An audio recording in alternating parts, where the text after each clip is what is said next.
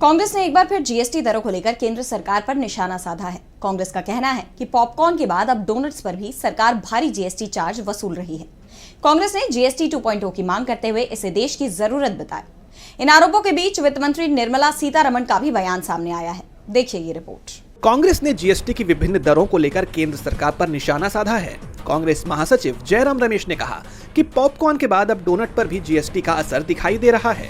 उन्होंने सरकार की नीतियों पर सवाल उठाते हुए कहा कि देश को अब जीएसटी 2.0 की जरूरत है। ये बयान ऐसे समय में आया है जब टैक्स से जुड़े मुद्दों से कई व्यावसायिक संस्थान परेशान हैं और इसका असर बाजार पर भी पड़ रहा है।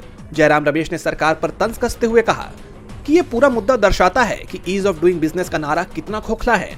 सरकार भले ही इस नारे का ढिंढोरा पीटे, लेकिन वास्तविकता में व्यापारियों को गैर जरूरी परेशानियों का सामना करना पड़ रहा है। टैक्स प्रणाली में कई खामियां हैं, जिसके चलते जीएसटी 2.0 की जरूरत महसूस की जा रही है। इससे व्यापारियों को समान अवसर और राहत मिल पाएगी। कांग्रेस के इस आरोप पर वित्त मंत्री निर्मला सीतारमण का भी बयान सामने आया है। उन्होंने कहा कि अभी जीएसटी दरों में और कमी की जाएगी। याद दिला दे कि कांग्रेस ने बीते रविवार को कहा था कि टैक्स में किसी भी बदलाव को केवल दरों में कटौती तक सीमित नहीं रखा जाना चाहिए। ये पूरा मामला मैड ओवर डोनट्स के इर्द गिर्द घूम रहा है।